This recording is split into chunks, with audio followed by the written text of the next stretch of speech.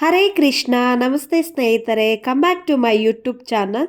ಇವತ್ತು Sunday special ಏನಪ್ಪ ಅಂತ ಅಂದರೆ ಎಗ್ ಬಿರಿಯಾನಿ. ಯಾವುದು ಬಿಸಿ ಬಿಸಿ ಎಗ್ ಬಿರಿಯಾನಿ ಜೊತೆ ಒಂದು ಆಮ್ಲೆಟು, ಮೊಸರು ಬಜ್ಜಿ, ಸೌತೆಕಾಯಿ, ಒಳ್ಳೆ ಕಾಂಬಿನೇಷನು. ಬಿಸಿ ಬಿಸಿಯಾದ ಎಗ್ ಬಿರಿಯಾನಿನ ಮಾಡಿದ್ದೀವಿ, ಟೇಸ್ಟ್ ಮಾಡ್ತಾ ಇದ್ದೀನಿ.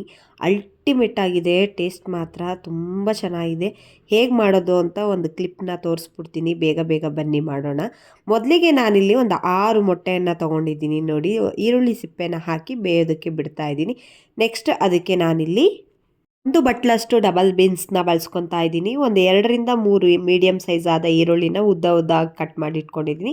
ಒಂದು 2ರಿಂದ 3 ಟೊಮೊಟೊನ ಕೂಡ ಕಟ್ ಮಾಡಿ ಇಟ್ಕೊಂಡಿದ್ದೀನಿ. ಈ ಮಸಾಲೆ ಬಂದು ನಾನಿಲ್ಲಿ ಶುಂಠಿ, ಬೆಳ್ಳುಳ್ಳಿ, ಹಸಿಮೆಣಸಿನಕಾಯಿ, ಕೊತ್ತಂಬರಿ, ಪುದೀನ ಮಿಕ್ಸಿ ಜಾರ್ಗೆ ಹಾಕಿ ಆಲ್ರೆಡಿ ರೆಡಿ ಮಾಡಿ ಇಟ್ಕೊಂಡಿದ್ದೀನಿ. ಸ್ವಲ್ಪ ಶುಂಠಿ ಬೆಳ್ಳುಳ್ಳಿ ಪೇಸ್ಟ್ನು ಕೂಡ ರೆಡಿ ಮಾಡ್ಕೊಂಡಿದ್ದೀನಿ.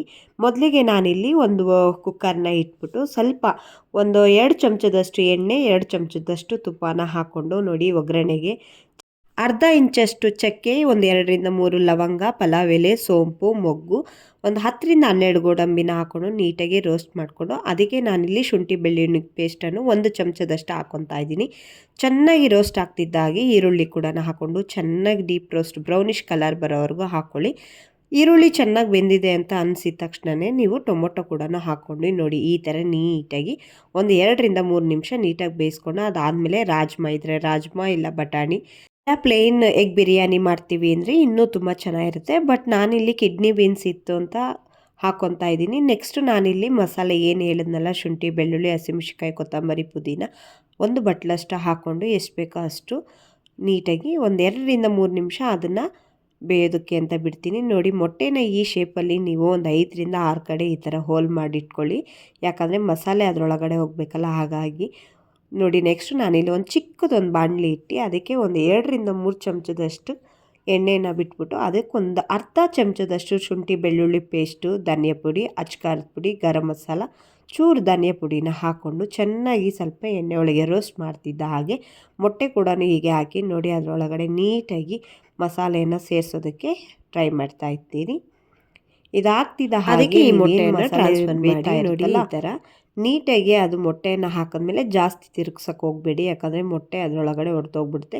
ನೆಕ್ಸ್ಟು ನಾನು ಎಷ್ಟು ಬೇಕೋ ಅಷ್ಟು ಇಲ್ಲಿ ಒಂದು 2 ಚಮಚದಷ್ಟು ಅಚ್ಕಾರದ ಪುಡಿ, 1 ಚಮಚದಷ್ಟು ಧನಿಯಾ ಪುಡಿ, ಅರ್ಧ ಚಮಚದಷ್ಟು ಗರಂ ಮಸಾಲನ ಹಾಕ್ಕೊಂಡು ಒಂದು 1/4 ಚಮಚದಷ್ಟು ಅರಿಶಿನ ಪುಡಿಯನ್ನು ಕೂಡ ಹಾಕ್ಕೊಂಡು ನೀಟಾಗಿ ನೋಡಿ ಈ ಥರ ಮಿಕ್ಸ್ ಮಾಡ್ತಾಯಿದ್ದೀನಿ.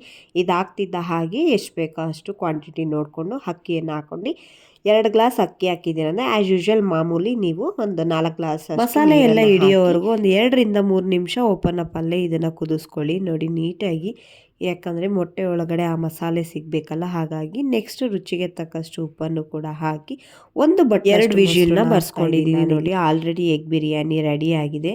ಓಪನ್ ಮಾಡ್ತಾಯಿದ್ದೀನಿ. ನಾನು ಎಲ್ಲ ಥರ ರೈಸ್ ಬಾತ್ ಮಾಡಬೇಕಾದ್ರೆ ಲೆಮನ್ ಗ್ರಾಸ್ನ ಯೂಸ್ ಮಾಡ್ಕೊತೀನಿ. ಫಸ್ಟ್ ಇದನ್ನು ಲೆಮನ್ ಗ್ರಾಸ್ನ ತಗೊಂಡ್ಬಿಡ್ತೀನಿ ನೋಡಿ. ಇದನ್ನು ತಿರುಗಬೇಕಾದ್ರೆ ಎಡ್ಜಲ್ಲಿ ಮಾತ್ರ ನೀವು ಅನ್ನದ ಕೈನ ಹಾಕ್ಬಿಟ್ಟು ತಿರುಕೊಳ್ಳಿ, ಯಾಕಂದರೆ ಮೊಟ್ಟೆ ಹೊಡೆದಾಕ್ಬಾರ್ದು. ಹಾಗಾಗಿ ನೀಟಾಗಿ ಒಂದು ಸೈಡಿಂದ ನೀಟಾಗಿ ರೊಟೇಟ್ ಮಾಡ್ಕೊಳ್ಳಿ. ನೀಟಾಗಿ ಒಂದೇ ಒಂಚೂರು ಯಾವುದೇ ಥರ ಮೊಟ್ಟೆ ಹೊಡೆದೋಗ್ದಲ್ಲೇ ಇರೋ ಹಾಗೆ ರೊಟೇಟ್ ಮಾಡ್ಕೊಬೇಕು ನೋಡಿ ಈ ಥರ.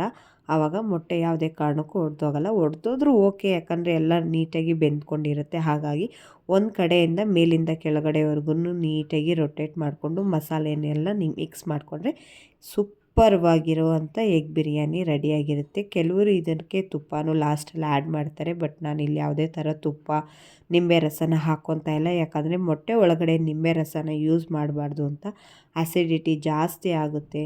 ಫಸ್ಟ್ ಆಫ್ ಆಲ್ ಮೊಟ್ಟೆನೇ ಹೀಟು, ಹಾಗಾಗಿ ಪ್ರೋಟೀನ್ ಅಂಶ ಜಾಸ್ತಿ ಇರುವಾಗಿದ್ದರಿಂದ ಮೊಟ್ಟೆ ಓಕೆ. ನೋಡಿ ನೀವು ಕೂಡ ಮನೆಯಲ್ಲಿ ಈ ಥರ ಮಾಡಿ ಬಿಸಿ ಬಿಸಿಯಾದ ಎಗ್ ಬಿರಿಯಾನಿ ನೋಡಿ ಎಷ್ಟು ನೀಟಾಗಿ ಒಳ್ಳೆ ಕಲರು, ತಿಕ್ನೆಸ್ಸು, ರೈಸ್ ಎಷ್ಟು ನೀಟಾಗಿ ಉಡುಡಿಯಾಗಿ ಬಂದಿದೆ. ಬಿಸಿ ಬಿಸಿ ಎಗ್ ಬಿರಿಯಾನಿಗೆ ಒಂದು ಬೇಕು ಅಂತ ಅಂದರೆ ಒಂದು 2 ಆಮ್ಲೆಟು, ಇಲ್ಲ ಅಂದರೆ ಮೊಸರು ಬಜ್ಜಿ, ಯಾವುದೇ ಕಾಂಬಿನೇಷನ್ ಇಲ್ಲ ಅಂದರೂ ಪ್ಲೈನ್ ಎಗ್ ಬಿರಿಯಾನಿ ತಿನ್ನೋದಕ್ಕೂ ಇದು ಸೂಪರ್ವಾಗಿ ಇರುತ್ತೆ. ನೀವು ಕೂಡ ಮನೆಯಲ್ಲೇ ಸುಲಭವಾಗಿ ಎಗ್ ಬಿರಿಯಾನಿನ ಮಾಡಿ ತಿನ್ನಿ. ಹೇಗಿದೆ ಅಂತ ಒಂದು ಕಾಮೆಂಟ್ ಹಾಕಿ, ಓಕೆನಾ? Thanks for watching my YouTube channel. Keep supporting.